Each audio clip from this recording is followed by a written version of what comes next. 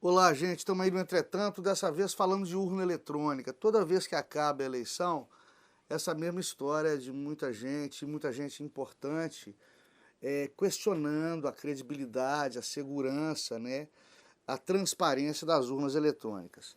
Inclusive a minha querida amiga das melhores congressistas da República, a deputada Bia Kicis. Batemos aqui um papo numa live, ela mostrou uma série de argumentos que eu achei interessantes, mas é importante frisar que o problema da urna eletrônica não é que ela é infalível. É infalível só o nosso pai criador. O problema da urna eletrônica é que ela gera muito menos problemas, muito menos risco de fraude, risco de invasão de dados, risco de deturpar a vontade democrática do cidadão eleitor do que o voto escrito. Ela é bem menos confusa de se apurar. Vide as recentes eleições norte-americanas que estão no tapetão até hoje. Quem critica a urna eletrônica não pretende também um retorno pré-histórico ao voto escrito. Mas as sugestões são de que a urna eletrônica gere um comprovante impresso para o cidadão eleitor logo após o exercício do voto através da digitação dos números do respectivo candidato ou legenda. Enfim, você votaria, né? Você digitaria os números dos seus candidatos e ao final, ao pegar o comprovante de quitação com a Justiça Eleitoral, o comprovante de comparecimento ao dia do voto, né? Você pegaria também um impresso eletrônico semelhante a um extrato de banco com o seu voto escrito, aquele voto que você digitou, escrito. É isso que se procura dizer, se procura insinuar como uma evolução da urna eletrônica. Essa não vai ser a evolução da urna eletrônica. Isso, na verdade, é um retrocesso. Que me desculpem os cidadãos bem intencionados com essa ideia. Essa ideia do voto impresso nasce de uma série de países que visitaram o TSE quando a urna eletrônica foi criada, que gostaram da tecnologia da urna eletrônica, adotaram a tecnologia da urna eletrônica, mas, entre aspas, fizeram evoluir para que ela hoje, 2 ou 3 gerações depois, a nossa urna eletrônica é uma tecnologia, é um sistema originalíssimo, porém já rudimentar, a verdade é essa, esse sistema foi aprimorado e atualizado em outros países, como por exemplo, citam muito a Argentina, e lá o voto impresso após a votação eletrônica é a tradição, é o normal. Costa Rica, Venezuela já foi assim, enfim, se Venezuela fosse algum exemplo de democracia, mas já foi assim. Bom, o que eu acho sobre isso? É desnecessário. Eu vou explicar para vocês por que é desnecessário. As urnas são auditadas periodicamente por amostragem aleatória antes, durante e depois do dia do voto. São contratados auditores independentes, são contratados auditores externos, hackers do bem, para tentar invasão de dados, e se eles descobrem alguma falha no sistema, eles informam em tempo real a Justiça Eleitoral para que a falha do sistema seja corrigida.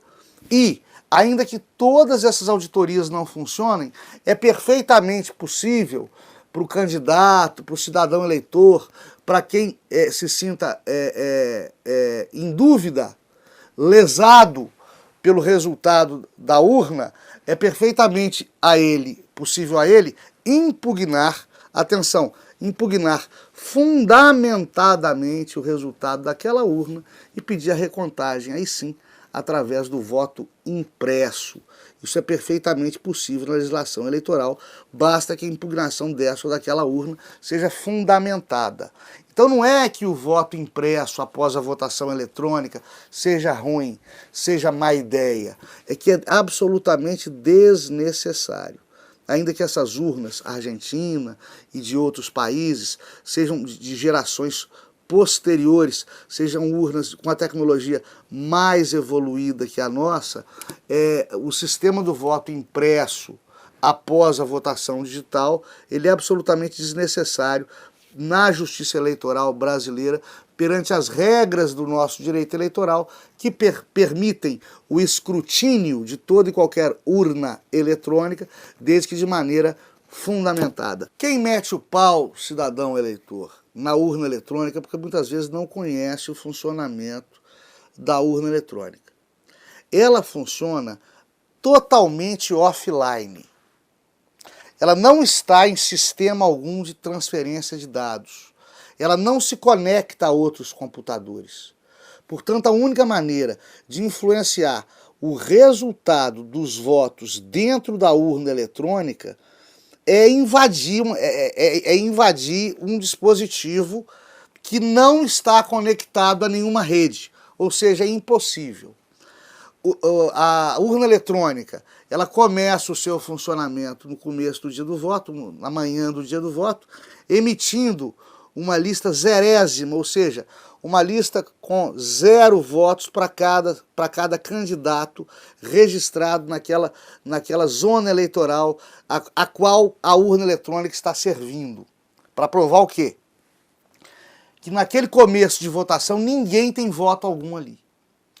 Depois disso, todas as informações com relação aos votos realizados ao longo do dia do voto, seja no primeiro, seja no segundo turno, esses votos vão para um flashcard, é uma espécie de mini pendrive, é um dispositivo como era antigamente um disco rígido, é um dispositivo sólido de armazenamento de dados, é um flashcard.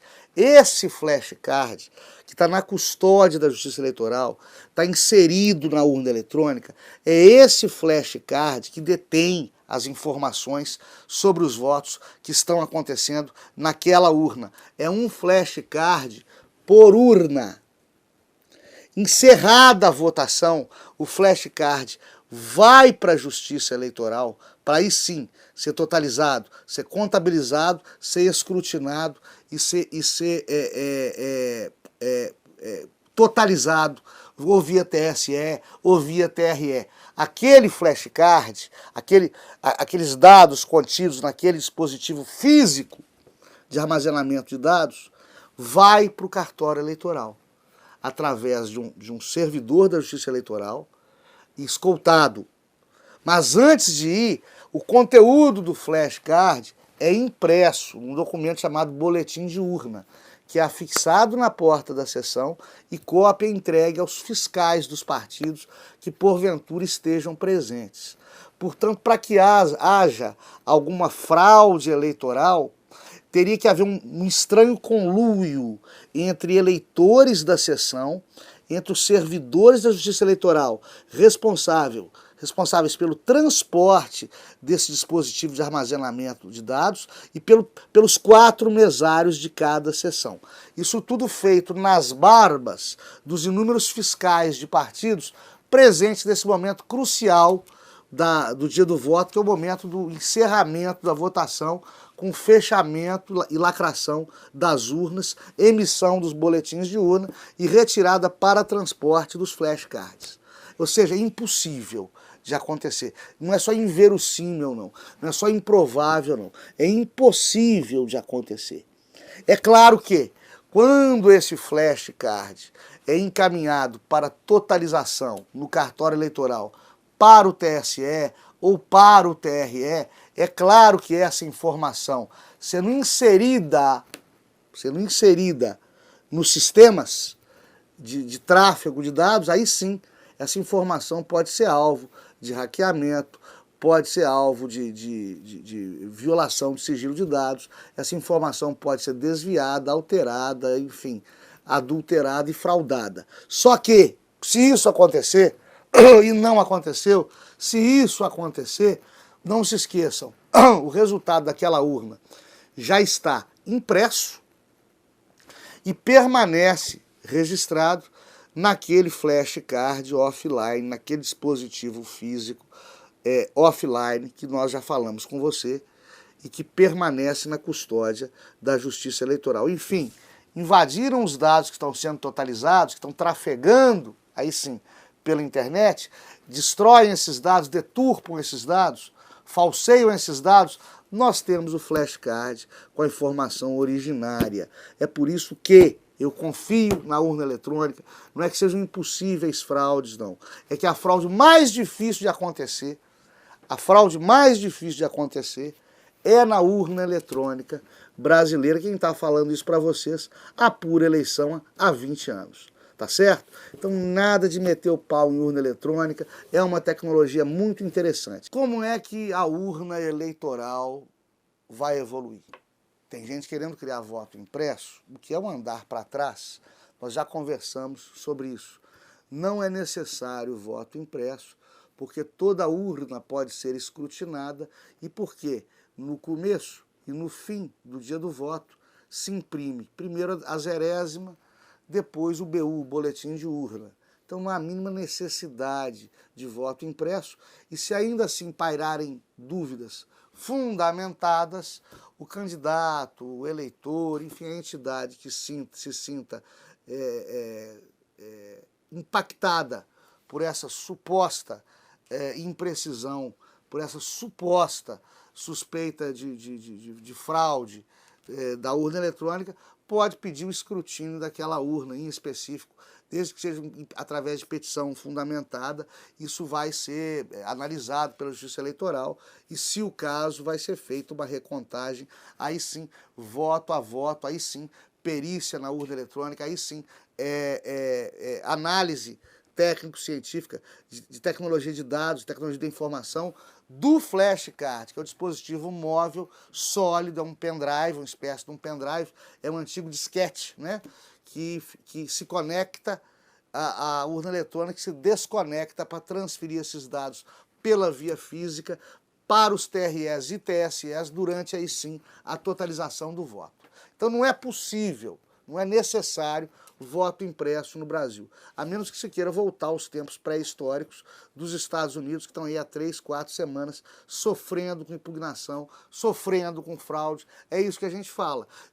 Temos muito menos problema com a urna como está do que teriam se fizéssemos como nos Estados Unidos. Se voto escrito fosse sério, lá não se estaria questionando da mesma maneira o resultado das últimas eleições presidenciais. Mas como que evolui a urna eletrônica brasileira? Como é que evolui o voto eletrônico no Brasil? Simplesmente voto totalmente online, no site do TRE. Ah, meu Deus do céu, isso não é seguro. Ué, a gente abre conta em banco por aplicativo, movimenta conta em banco por aplicativo, tira carteira de identidade por aplicativo, tira passaporte por aplicativo, pagamos e recebemos por sistemas de informação, pela internet, né? Por que não votar? E para averiguar, certificar a identidade correta do eleitor, tanto para que se impedir que se vote num lugar, que um cidadão vote no lugar de outro cidadão, como para evitar que esse cidadão eleitor vote mais de uma vez, existem inúmeras tecnologias já à disposição, como, por exemplo, a identificação biométrica, que pode ser feita no próprio teclado, no próprio visor do smartphone, né? Existem dispositivos para isso há muitos anos, há muitos anos.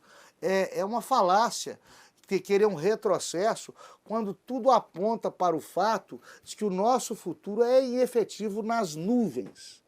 E totalmente, integralmente nas nuvens, com inúmeros ganhos para a Justiça Eleitoral e para o cidadão brasileiro via de consequência. Por exemplo, acabou a função de mesário.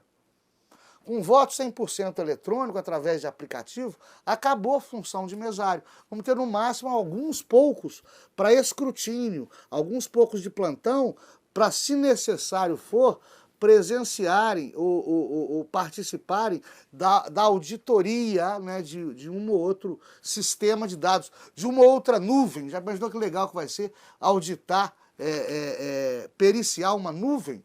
Viramos todos meteorologistas, né? Enfim, vai acabar a fila, vai acabar a lei seca, nós poderemos dividir o dia do voto. O voto pode demorar, por exemplo, para evitar esses gargalos, né? O TSE centraliza para si, não delega poderes, mexe em time que está ganhando, quis centralizar a totalização dos votos esse ano, criou gargalo. Primeiro turno foi aquele atraso geral que vocês viram. Aí vem falar que foi hackeado. Foi hackeado não. Hacker tem mais o que fazer. Hacker não quer saber disso não. É a própria aristocracia burocrática de Brasília que se prejudica. Não precisa de hacker externo para isso não. Quem centraliza poder, quem não delega, acaba criando obstáculos para a eficiência do serviço público.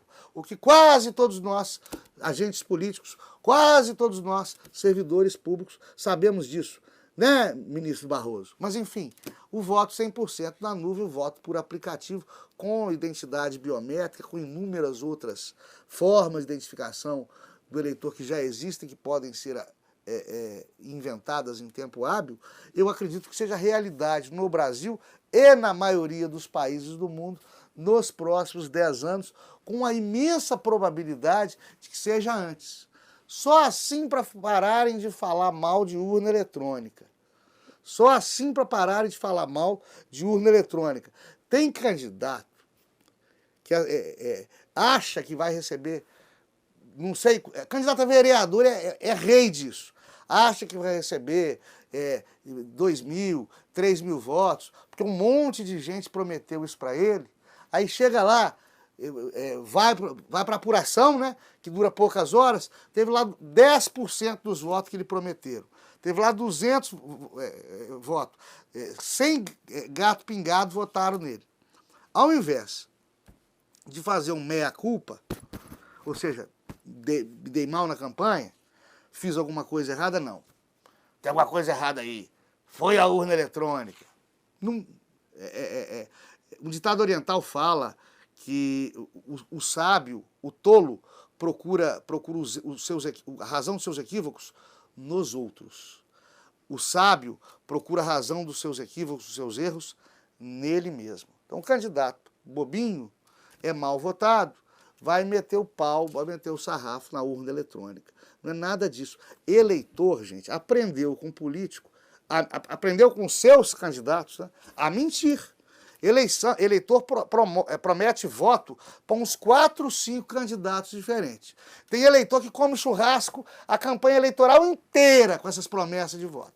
Aí chega no dia do voto, como só pode votar em um, né? 3 com cara de tacho, metendo pau na pobrezinha da urna eleitoral, não é isso? Tem que aprender a votar, mas tem que aprender a ser votado também, brasileiro. É isso aí, gente. Até a próxima. Fiquem todos com Deus.